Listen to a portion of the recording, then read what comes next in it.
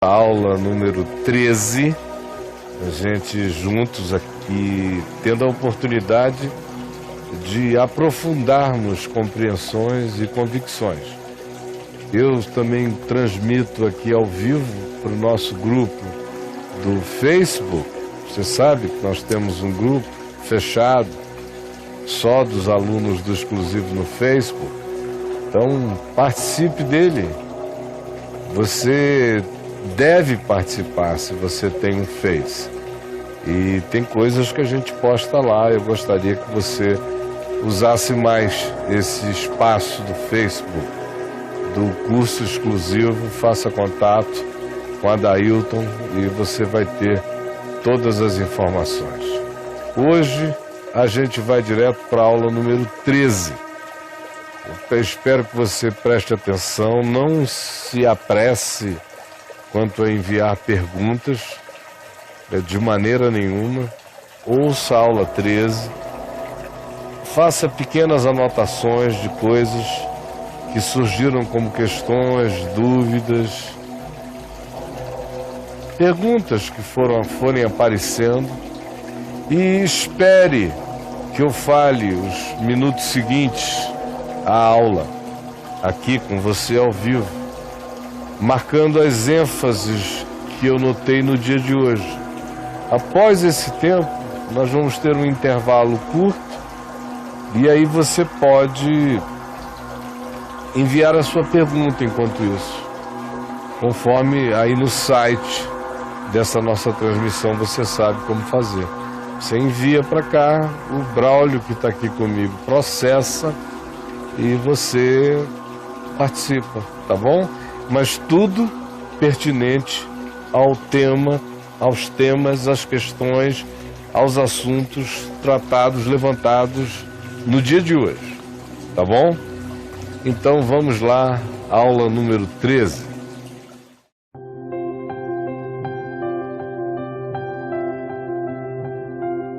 Antes de tudo, reconexões. De ao menos por causa das mesmas obras.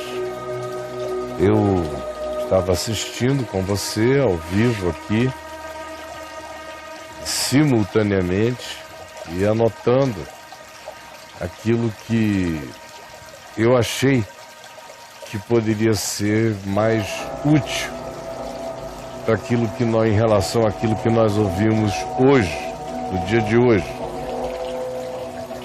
E a afirmação em torno da qual tudo gira para nós é essa, de que ou Jesus é Deus ou é doido. A gente em Jesus não fica com a alternativa de lidar com um profeta, com um grande espírito de luz, com um ente de sabedoria elevada. Essa alternativa nele não nos é dada, não acontece. Porque em qualquer que seja a perspectiva que nós tentássemos fazer essa combinação entre o que Jesus falou de si mesmo e o que Jesus afirmou sobre o significado da sua existência e a que ele a vinculou de maneira visceral, não nos permitiria encará-lo como um sábio, o maior de todos os sábios. Porque haveria uma insensatez essencial nesse sábio que se dissesse Deus.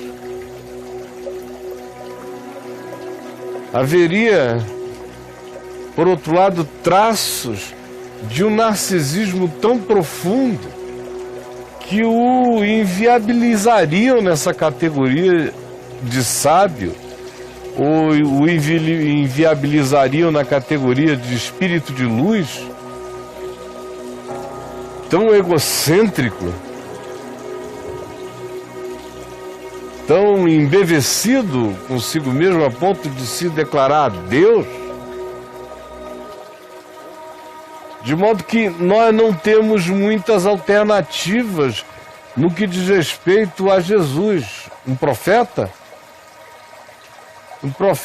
que acerta sobre o que, se não acerta acerca de quem ele é, que não consegue discernir nem que ele próprio é apenas, no máximo, um profeta. Não há essa alternativa em Jesus. Em Jesus a gente tem que decidir sempre. E precisamos decidir se ele é Deus ou se ele é doido, porque não há, como eu disse em algum momento, não há um degradê entre Deus e o doido em Jesus, de maneira que a gente viaje em 50 tons entre Deus e o doido em Jesus. Não dá. Ou é uma coisa ou é outra, ou é Deus ou é doido.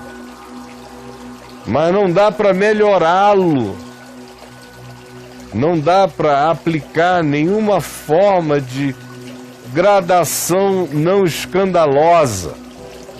Em Jesus nós não fugimos em momento algum do problema do escândalo.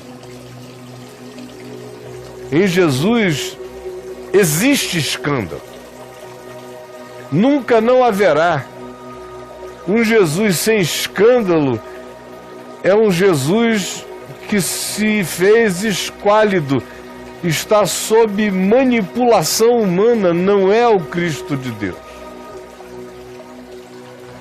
Onde quer que o Cristo de Deus se manifeste, ali há escândalo.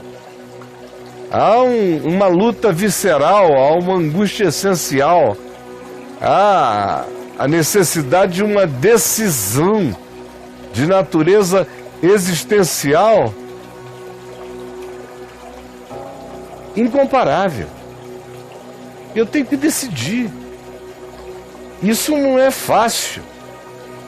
Ou ele é Deus, ou ele é doido. E tem que ter coragem para dizer que se ele não é Deus, ele não é qualquer coisa boazinha, não. Ele é um doido, perigoso. Perigoso até porque, como um louco, totalmente louco, ele não tem o menor vislumbre do quão louco seja e, portanto, produz um mal enorme, convidando as pessoas a amá-lo como Deus manifesto. Eu e o Pai somos um. Que perigo! Não é um doido qualquer. Se ele não é Deus para mim, eu tinha que ter no mínimo a coragem de Nietzsche. A coragem de Nietzsche de enlouquecer. De nunca mais conseguir ficar em pé, nem lúcido. De dizer, Deus está morto. E em Cristo eu não encontrei uma única emoção humana. Por isso, para mim, ele é tão desumano, é tão sem alma humana que não pode ser divino. Foi uma das muitas conclusões de Nietzsche.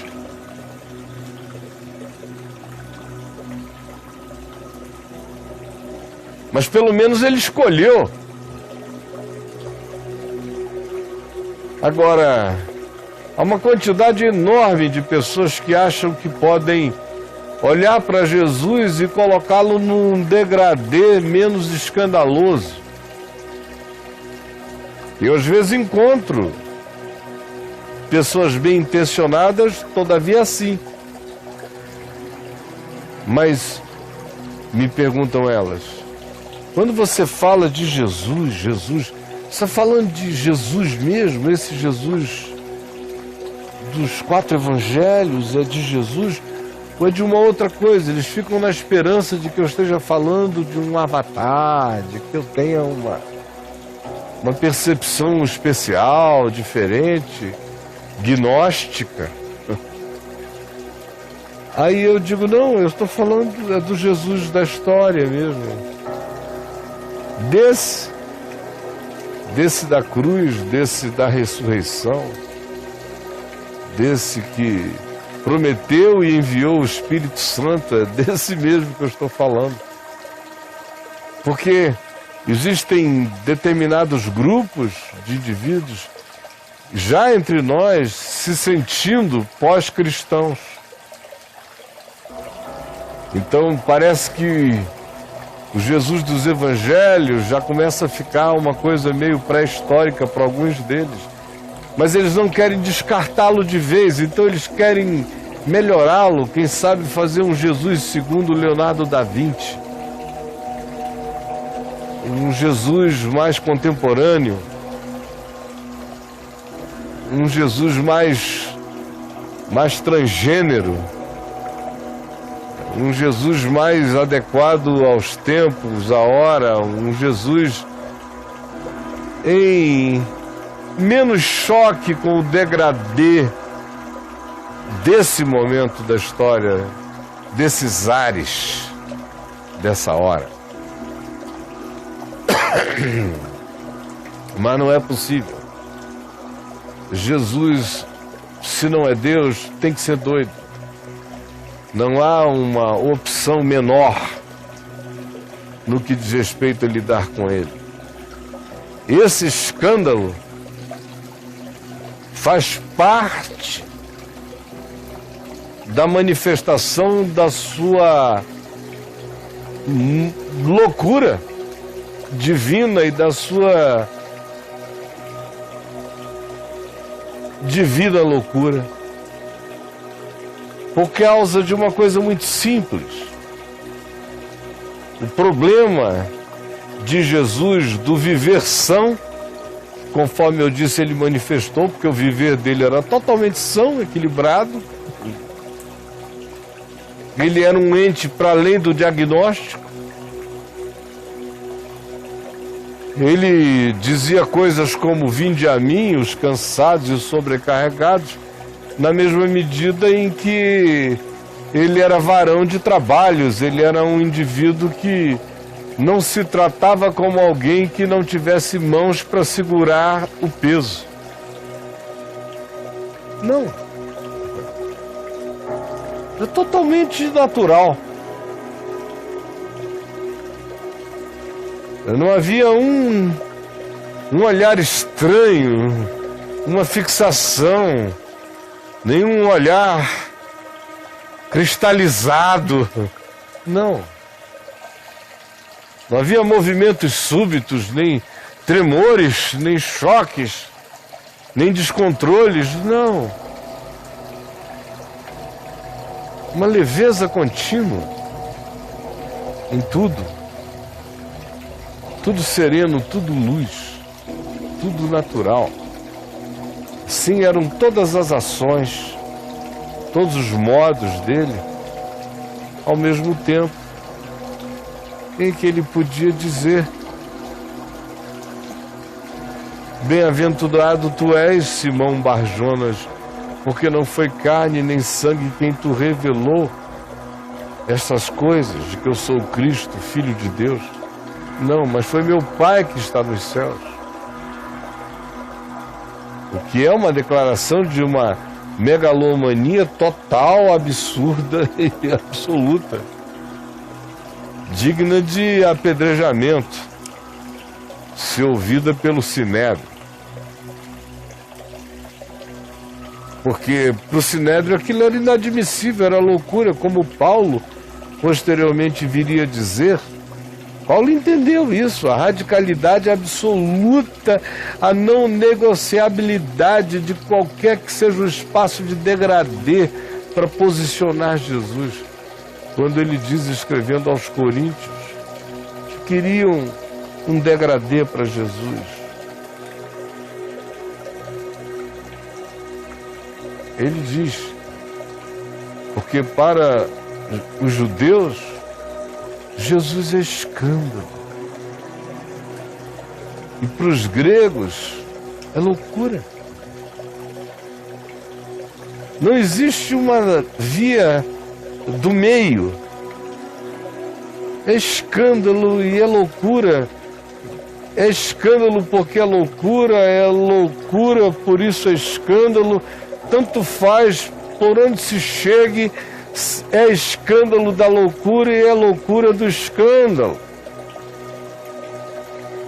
Onde quer que Jesus esteja sendo proposto com a radicalidade com a qual ele loucamente se assumiu, não sobra espaço para nenhuma forma de degradê, de nada in between.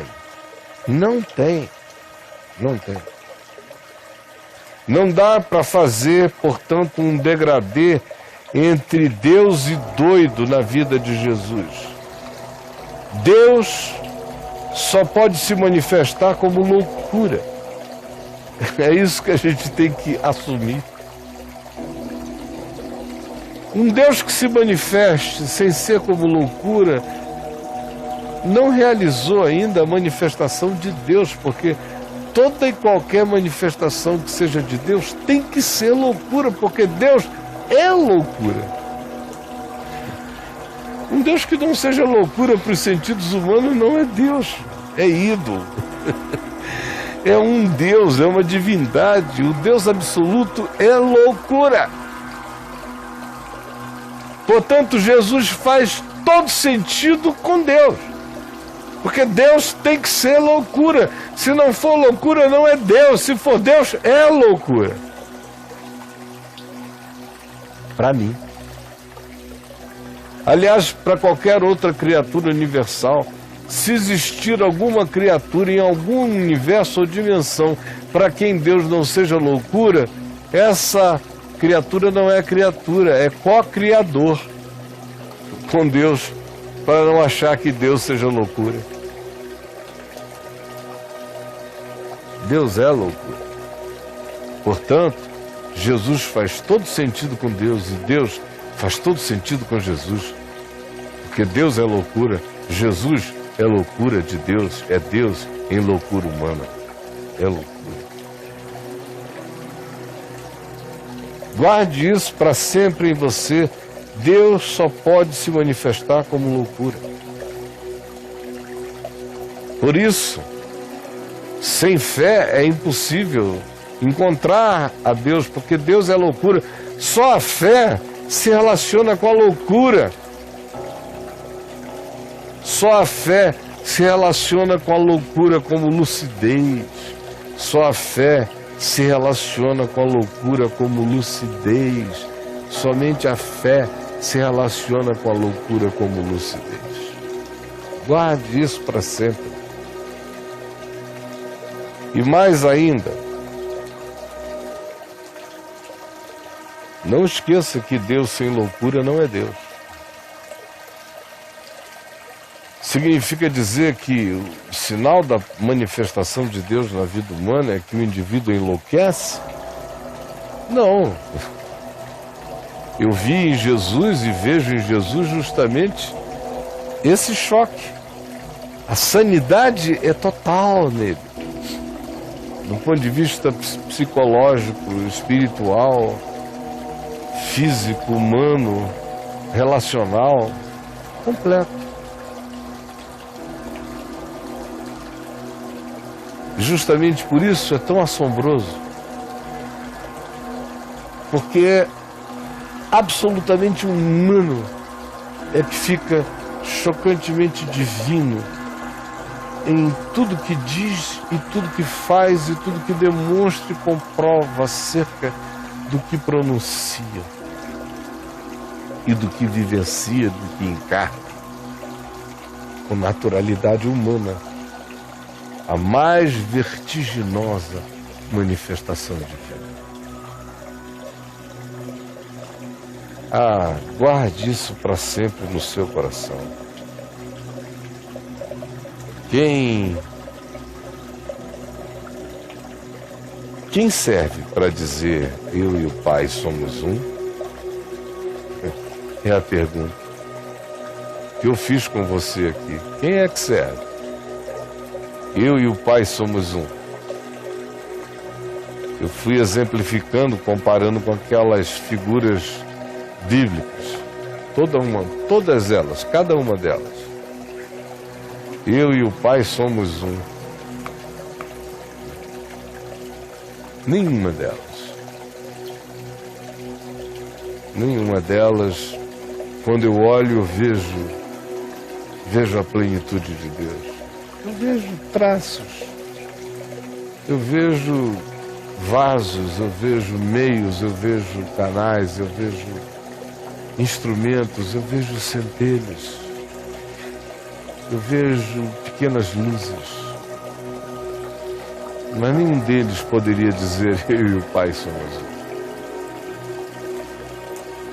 um. E também depois, pelo mundo afora.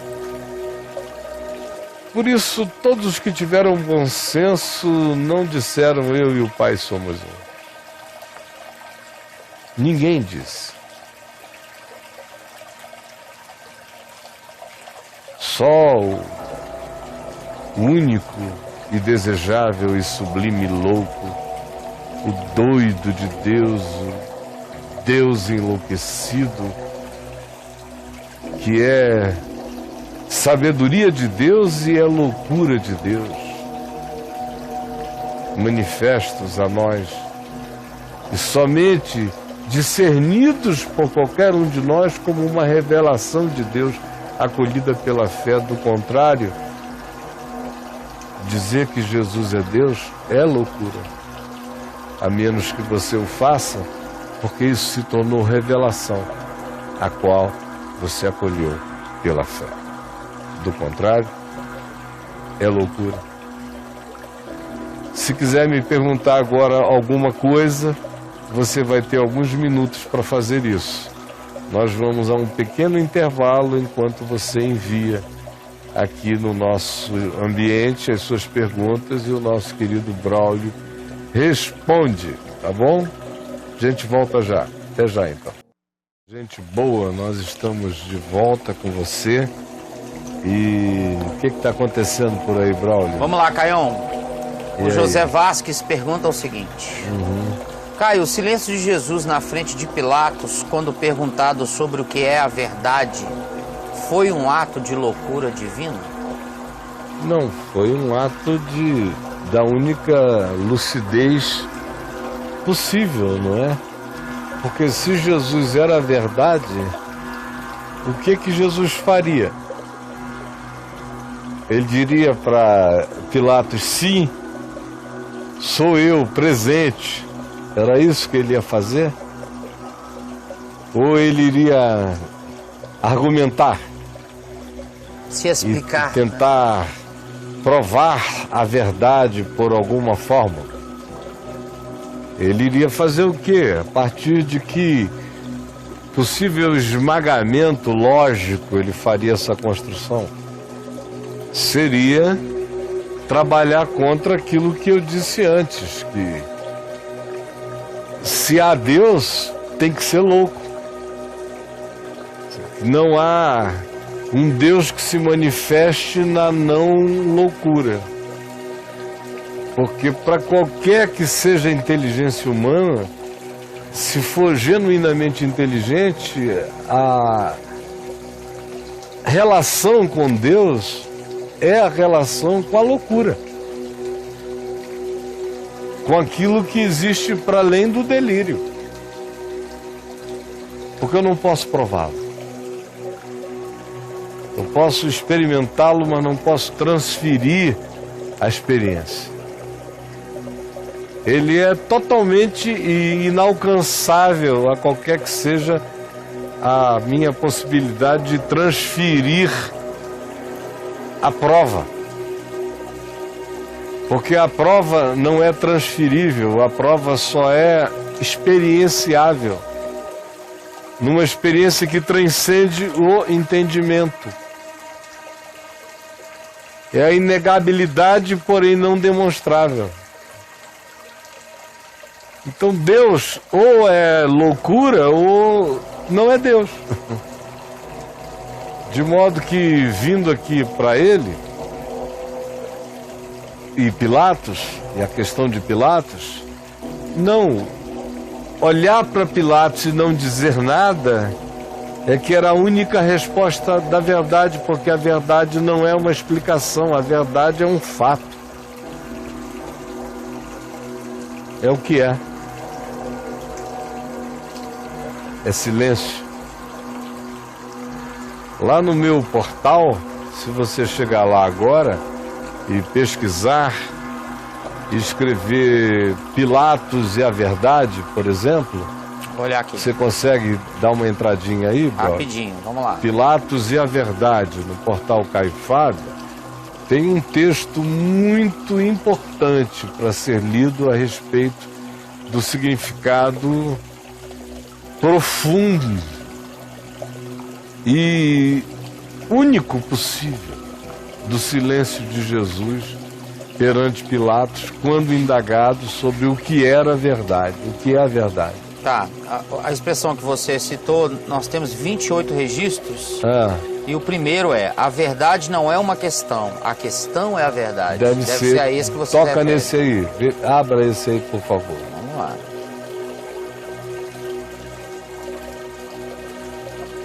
Abra aí. Tá abrindo. O que é a verdade? Era a questão de Pilatos. Olha aí. O discípulo que sabe que a verdade não merece uma resposta, pois a verdade é o caminho...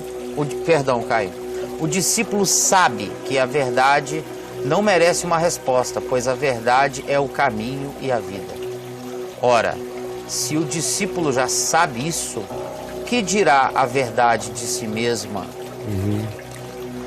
A verdade não pode ser encontrada no laboratório, num seminário, num livro ou numa bela reflexão. Na realidade, a verdade é no caminho e na vida, e não há outro meio de acessá-la. Portanto, seu caminho é duro e nos remete para a presença da morte, da dor, da perda e do sofrimento. É pura ilusão pensar que alguém pode chegar à verdade assim como ele chega a uma conclusão lógica. Aspas. Não há lógica para se chegar à verdade. Ela acontece pelos caminhos da não lógica e não poupa ninguém de fazer a viagem se o objetivo é encontrá-la. Eita. O que é a verdade? Foi a questão de Pilatos para Jesus. Essa questão não ficou respondida. Aliás, Jesus jamais responderia tal questão com uma fórmula. Não há uma equação para a verdade, muito menos um pacote de doutrinas lhe serviria de embalagem. Jesus não ensinou a verdade, ele é a verdade. Portanto, conhecer a verdade é ter uma revelação acerca de quem ele é.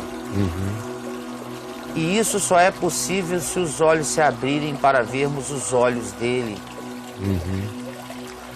A pergunta de Pilatos é tola. Sofisticadamente tola. E da parte de Jesus, tal questão é equivalente a uma outra. Quem é meu próximo? A resposta de Jesus à segunda questão, quem é meu próximo, nos leva para onde não queremos, visto que a resposta é uma história. E pior, nela, o próximo do próximo é alguém em quem não aceitamos a presença da verdade. Um samaritano herético, como todo bom samaritano, seria aos olhos de todo bom judeu. O que é a verdade? Para Jesus soava como se a ele fosse perguntado: tu existes? Aspas, vem isto de ti mesmo ou disseram-no outros a meu respeito? Já havia sido a provocação de Jesus acerca de se ele era rei ou não, mas essa questão de Jesus traz a resposta acerca de tudo, sobretudo da verdade. Se ele é a verdade existe. Se ele é a verdade, ele não se instala como uma informação de outros, mas tão somente como algo que vem de ti mesmo. Se honestamente alguém pergunta a Jesus o que é verdade, só lhe resta ouvir: vem de ti mesmo essa questão? Ou ainda: para isso nasci, para dar testemunho da verdade. Quem é a verdade, ou quem é da verdade, ouve a minha voz. Os ensinos de Jesus não são a verdade sem Jesus. Os ensinos de Jesus só são verdade por causa de Jesus. E não Jesus é a verdade por causa dos ensinos verdadeiros. Os ensinos de Jesus jamais me levarão à verdade se a Jesus eu não tiver sido apresentado e o tiver conhecido antes de tudo. Sem Jesus, os ensinos de Jesus, como o ensino da verdade, cegam e embrutecem, na mesma medida em que são esmagadoramente insuportáveis. Assim, para não enxergarmos que o Sermão do Monte não é um sermão do monte, temos que em nós mesmos reconhecê-lo antes como o sermão do abismo, pois sem Jesus é para o abismo que ele me envia. Eu não quero os ensinos de Jesus sem Jesus. Eu apenas ficaria mais cego e mais perdido. Além disso, eles me serviriam apenas para me revelar minha própria mentira acerca de ser cristão, visto que em Jesus seus ensinos me provam que eu não sou cristão. Jesus não chamou ninguém para ter aulas acerca da verdade, mas sim para segui-lo com todas as mentiras. Ou não foi assim que ele fez nos evangelhos? Siga-me é o chamado de Jesus, que é o caminho, a verdade e a vida. Assim eu vou, como Pedro e os demais foram, cheios de dúvidas, mentiras, vaidades, porfias, disputas, entendimentos diferentes, expectativas distintas e muita tolice. Sim, eles seguiram e tropeçaram, assim como nós. Quem foi que nos convenceu de que somos melhores do que eles? Pedro continuou a jornada, e mesmo depois de ter traído 3 vezes, traiu muitas outras vezes mais. Algum deles se desviou da verdade? Sim, mas apenas aquele que traiu o caminho. Todos que ficaram no caminho, mesmo andando e tropeçando em suas próprias mentiras e ilusões, conheceram a verdade, visto que ela só acontece como experiência de seguir. Não há um curso sobre a verdade, o curso da verdade é a vida. O que é a verdade? Perguntou Pilatos. A resposta que Jesus não deu foi dada na sutileza do: vem isto de ti mesmo, ou dizem outros a meu respeito? É como dizer: se me vês e ainda perguntas, o que tenho a dizer-te? Pois que o que eu teria a te dizer seria: segue-me, mas isso não queres. Mas somente andando comigo poderias me enxergar, visto que estar em pé diante de ti não te revelou nada, mas apenas o que tu não sabes.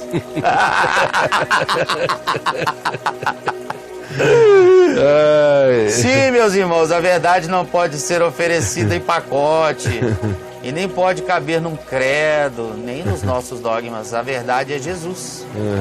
Mas ele determinou que o conhecimento da verdade é a revelação no caminho, e o método é a vida, visto que a verdade é pessoa. Né? Só acredita que a verdade é um pacote quem crê que o amor também cabe no embrulho de definições. Tudo que concerne a Deus a fim de ser meu tem que ser vivido. E primeiramente com absoluta contradição e importância, até que eu siga as leis do caminho, que de fato são uma só. Siga-me.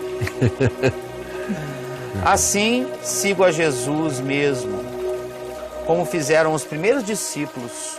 Ouço tudo que eles ouviram e ainda assim não cumpro tudo que já sei. Sim, tropeço no caminho para poder conhecer a verdade como vida. Não adianta, se Jesus é a verdade, como de fato é, então não posso pensar em conhecer a verdade antes de conhecê-lo. E assim conheci Jesus, e seus ensinamentos me serviram apenas para transgredir com mais dor ainda. Pois logo vi que minha única verdade era ter chegado à armadilha da verdade. Para quem iremos nós? Só tu tens a palavra da vida eterna. Fecha aspas. Desse modo, o homem verdadeiro é aquele que segue a Jesus mesmo tropeçando nas palavras, mas sabendo que a verdade é Ele, o Verbo encarnado. O cristianismo é que tentou responder a Pilatos, sabe? E a moda grega desenvolveu credos, dogmas, teologias, doutrinas e uma sistemática para a verdade. O que não é nada além de um pacote vazio. Assim somos da verdade se recitamos o credo certo e se compramos o pacote de doutrinas corretas, enquanto nos assentamos e dizemos, agora nós conhecemos a verdade. Pobres homens somos nós. Jesus não tem doutrinas nem credos, por isso o samaritano é bom, apesar de seu credo errado. Para Jesus, perdão é perdão, misericórdia é misericórdia. Assim, Ele não nos chama para saber, mas para ser e experimentar. O que é a verdade? Ande comigo no caminho que a vida vai contar a verdade a você. Ouço Jesus me dizer. Enquanto isso, siga-me, visto que é andando comigo que você conhecerá a verdade, pois esta é a jornada da vida. Amém. Caio Fábio, 2004. Amém. Amém. Amém. Coisa linda, hein? Que bom. É bom, né? Foi o ano que eu mudei pra cá. Bom se ouvir, Caio. O ano que meu filho Lucas partiu pro Senhor Jesus. Olha. Qual é a data aí? Não tem data, só tem data, não? escrito em 2004. Não tem a data certa. Geralmente tem, né? O dia, e tal. O dia Mas esse exato. aqui não tem, não. Mas é isso aí, respondendo a sua pergunta, meu querido. Esta é a resposta ao silêncio de Jesus ante Pilatos. Tá bom? Mais uma, brother. Você. Mais uma, vamos ver aqui. Caio, como podemos explicar essa loucura para as pessoas? Digo isso porque ao falar com um amigo meu, ele me disse não acreditar na ressurreição. Não é difícil isso, meu amado? Mas não dá para provar com argumentos e lógicazinhas e demonstrações históricas. Por exemplo, se você entrar de novo aí no meu portal, Tô aqui. entra aí e escreve que diferença faz. Que diferença faz no portal Caio Fábio. Tem um filme, você vai achar um filme. Tem um filme. Um filme. Que você... Comigo. Tá, antigo. Gravado em 1983, por aí. Sim. Aonde o filme todo está disponível para você. Só escrever que diferença faz. É o filme todo. Sim. Deve ter 1 hora de duração, mais ou menos, 1h15, por aí. Mas o final dele é uma tentativa de argumentar para o meio histórico acadêmico sobre bases científicas para se aceitar a historicidade de Jesus. Naquela época, em 83, ou naquele período, já desde a década de 60, entrando pela década de 70, até o final, um pouco da década de 80, tinha-se muito esse tipo de embate de natureza filosófica, histórica, racional, apologética, sobre Jesus, a tentativa de provar a racionalidade da fé. Era uma das ênfases. No Brasil ela começou a desaparecer porque a agenda política tomou conta, mais ou menos de 85, 86 para lá, a agenda política engoliu nas universidades a agenda intelectual racionalista. Foi a agenda ideológica que engoliu tudo. Mas até então era assim que se argumentava. E você vendo esse filme, você entende bem a tentativa da época de fazer a ressurreição e a historicidade de Jesus coisas que fossem apresentadas com argumentos muito palatáveis. E são palatabilíssimos os argumentos apresentados, eles só não convertem de fato o indivíduo. No filme, as pessoas não se converteram, quem se converteu no filme, por causa do argumento, se converteu por causa do encontro com a dor, com a angústia.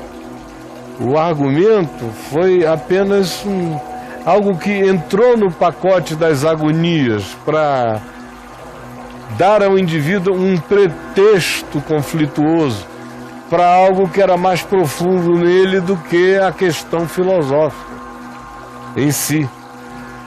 Eu vi muito poucas pessoas na vida de fato terem um problema filosófico tão agudo e profundo a ponto de que honestamente estivessem acima de tudo buscando razões as mais racionais possíveis para sobre tais bases estribarem o máximo possível as razões da sua confissão de fé. Mas ainda assim, a base que se encontra para posicionar a estrutura da fé é um nada, quando a fé assambarca tudo. Provar a historicidade de Jesus não prova a ressurreição de Jesus. Não prova. Pode provar para mim, que já estou certo disso, porque conheci Jesus numa dimensão anterior ao conflito lógico, racional a respeito disso. Conheci de um outro modo, conheci por impacto existencial, emocional, afetivo, estranho, por um despertar contínuo, por uma memória paterno-materna repetidos, por oportunidades, por um sem número de condimentos de graça no curso da vida, até que houve um momento de eclosão e que continuou a crescer, porque todo o meu alimento foi o alimento que veio dessa consciência do Evangelho. De modo que os problemas sobre quem era Jesus já me chegaram quando Jesus era a minha solução. Então já me chegaram resolvidos. Como eu vejo que é o que acontece com a grande maioria das pessoas. De modo que responder ao seu amigo de modo a satisfazê-lo, só se você desse uma resposta realmente não satisfatória para um indivíduo medíocre. Porque uma pessoa racional, por mais interessante e sofisticada que seja a construção histórico-racional da historicidade de Jesus, ainda assim ela cai apenas no campo da teoria, porque você não estava lá, nem eu também. Eu não toquei nas suas mãos. A minha experiência de palpabilidade com ele não se deu nesse nível de sensorialidade, aconteceu numa dimensão de revelação interior. E é assim com todo mundo. De modo que saber dar razão da esperança que há em nós é uma coisa maravilhosa que todos nós devemos ter, não para que esse seja um instrumento por meio do qual a gente convença ninguém, mas é um instrumento por meio do qual a gente dá bases de conforto para quem sente a necessidade desse tipo de amparo, desse tipo de mureta de arrimo reflexiva. Mas no fim de tudo, quando a experiência da fé se enraiza, o indivíduo descobre que não foram esses adereços que de fato o levaram aonde ele chegou. Foi uma experiência muito mais sutil, muito mais profunda, e usando uma palavra cansativa, é a experiência do inenarrável. Não é a minha narrativa sobre Jesus que leva alguém a Jesus. É a revelação de Jesus a esse indivíduo que o faz abrir-se para a própria narrativa de Jesus. Jesus é anterior à chegada da narrativa sobre ele. Acontece num nível de segredo que está para além de nós, que tem a ver com o que Jesus disse sobre ele livre, ele solto, do Espírito que sopra onde quer. Ouves a sua voz, mas não sabes de onde ele vem nem para onde ele vai. Assim não só é o que é nascido do Espírito, mas é o Espírito Santo, é o Espírito de Cristo. É ele que prepara o indivíduo, ele é o semeador que me prepara para o acolhimento da informação, ele se semeia em mim através da vida, como eu expliquei antes, no texto que o Braulio leu.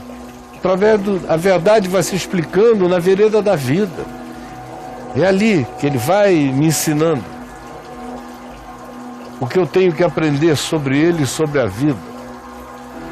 As outras coisas são contribuições adicionais, são reforços argumentativos diante de uma pessoa para quem isso tem alguma importância, se for o caso, porque para uma quantidade enorme de outras nem relevância tem, mas para o caso do seu amigo que diz não crer na ressurreição, eu o entendo completamente. Eu entendo completamente. Não é fácil crer na ressurreição, tem que ser uma revelação. Do contrário, com base em que você vai crer na ressurreição? Só porque você gosta da ideia? Você acha legal ter ressurreição? Porque tem uma esperança de vida eterna, que as coisas não acabam na tumba. Eu também acho super legal.